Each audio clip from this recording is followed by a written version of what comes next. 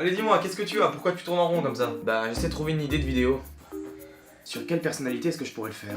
Il faudrait que ce soit quelqu'un d'inspirant. Bon, c'est décidé, je vais chercher au hasard.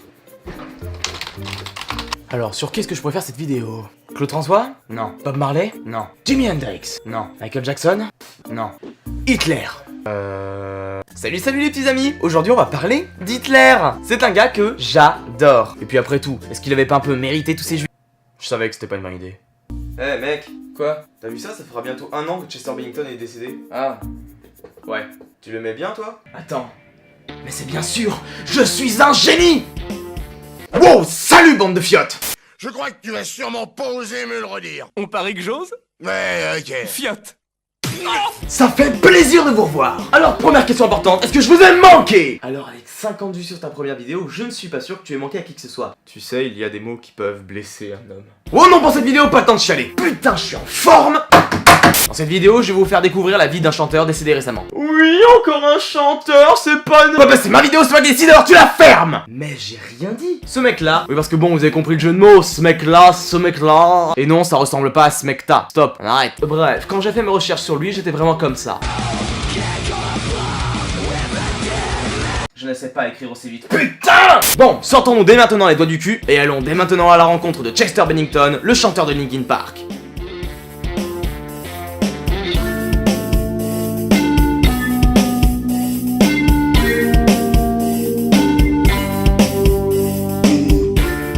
Chester Bennington est né le 20 mars 1976 à Phoenix, en Arizona. Ça, tu vois, c'est ce qu'on appelle le moment chiant dans le milieu. D'une mère infirmière et d'un père policier. C'est le genre d'info qui te fait dire que ça devait pas beaucoup déconner à la maison. Il faisait une connerie, ça finissait à grand coup de matraque dans la gueule. Éducation américaine.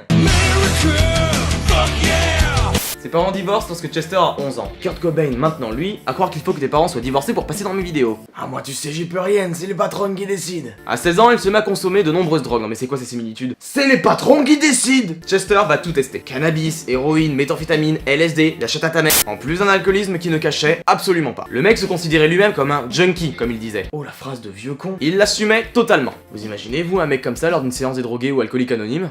Bonjour, je suis alcoolique, accro au speed et au cannabis. Du coup, est-ce que quelqu'un a pas de quoi dépanner un peu, là, juste vite fait, comme ça? Allez, Jackie, fais pas le ras, mon pote, allez!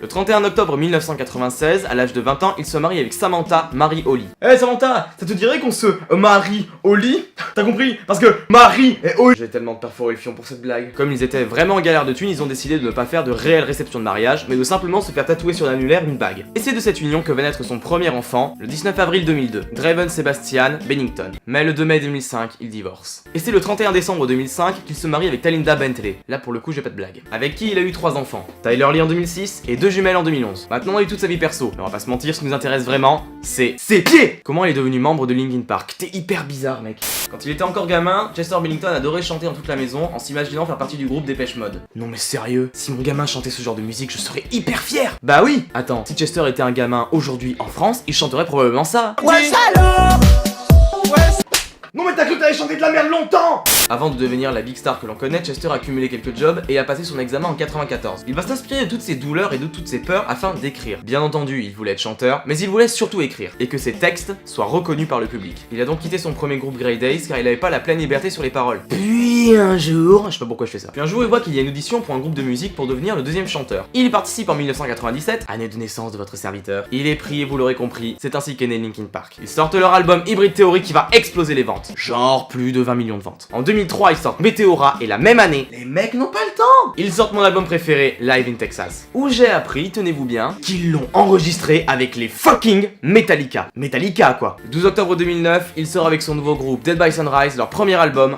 Out of Ashes. En même temps d'enregistrer Au Thousand Sun avec Linkin Park. Le mec a pas le temps. Et le groupe sort en 2012, Living Things. En 2013, Chester devient le nouveau chanteur du groupe Stample Python.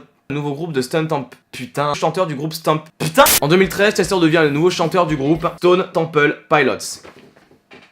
Le mec n'a pas le... Mais ferme-la! C'est bon, on a compris! C'est un groupe que Chester adorait depuis tout gamin, alors il a pas hésité une seconde et il a été soutenu par les autres membres du groupe de Linkin Park. Pour vous donner une idée, c'est comme si on me demandait d'être le nouveau chanteur d'Aerosmith. Oh bah écoutez, je pense que je vais dire oui. Bah oui, bah évidemment. Il vous faut quoi en échange? Hein? Mon cul? Parfait, pas tout de suite, j'arrive tout de suite. Regardez, je suis tout de suite. Allez. Mais il choisit malheureusement de quand même quitter le groupe en 2015. Là pour le coup, il avait vraiment plus le temps. Avec le groupe Linkin Park qui sort en 2014, The Hunting Party, et enfin en 2017, One More Light, qui est le dernier de la liste.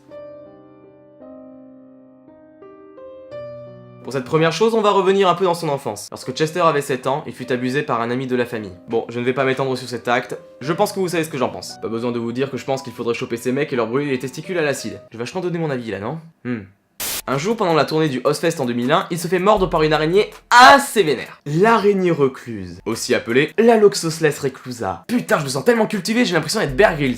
Pendant la période de la sortie de Meteora et Live in Texas, il commence à souffrir de douleurs abdominales et intestinales très intenses pendant le tournage du clip Numb à Prague. Et il n'a pas d'autre choix que de retourner aux États-Unis pour y être soigné. En 2007, pendant un concert en Australie, il a sauté de la plateforme et s'est pété le poignet. Il termine quand même le concert, parce qu'il a pas le temps, avant de se rendre à l'hôpital. Ah bah, quand t'es passionné, écoute. Le 20 janvier 2015, pendant leur tournée de Hunting Party, les membres du groupe Linkin Park et A Mice of Men ont eu envie de se faire une bonne petite partie de basket.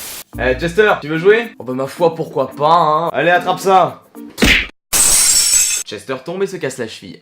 Voilà. T'es sûr que t'es pas maudit, Chester, parce que ça commence à faire beaucoup pour un seul homme, hein. Il termine quand même le concert. Mais ils ont dû mettre fin à la tournée. Bref, les enfants, le sport tue. Ne faites pas de sport, fumez plutôt, c'est mieux. Ceci était un message de ta mère. 20 juillet 2017. Chester est retrouvé pendu dans sa maison en Californie. Les raisons de son suicide restent assez floues. Ah ah! Une des hypothèses évoque le fait qu'il a été très marqué par le suicide de son ami Chris Cornell quelques mois auparavant. En mai 2017, Chester écrit dans une lettre « Je ne peux imaginer un monde sans toi ». La mort de Chester Bennington n'aura pas été la plus marquante de ce siècle, du moins pas pour tout le monde. À titre personnel, comme beaucoup d'entre nous, j'ai grandi avec Linkin Park. Même si je dois avouer que j'écoute moins leur musique qu'avant, je dois admettre que ça me fait toujours quelque chose que de réécouter ces sons. Et je me rappelle aussi les dernières images que j'ai eues, car j'ai eu la chance de participer au Hellfest 2017 et de le voir en vrai. Je l'ai vu pour la première fois de ma vie après plus d'une dizaine d'années d'écoute. Je revois ces images aujourd'hui et j'ai qu'une chose à dire, merci Chester de nous avoir fait vivre tout ça. Rest in peace, friend. Et pour vous qui regardez cette vidéo, quelques images que j'ai pu tourner.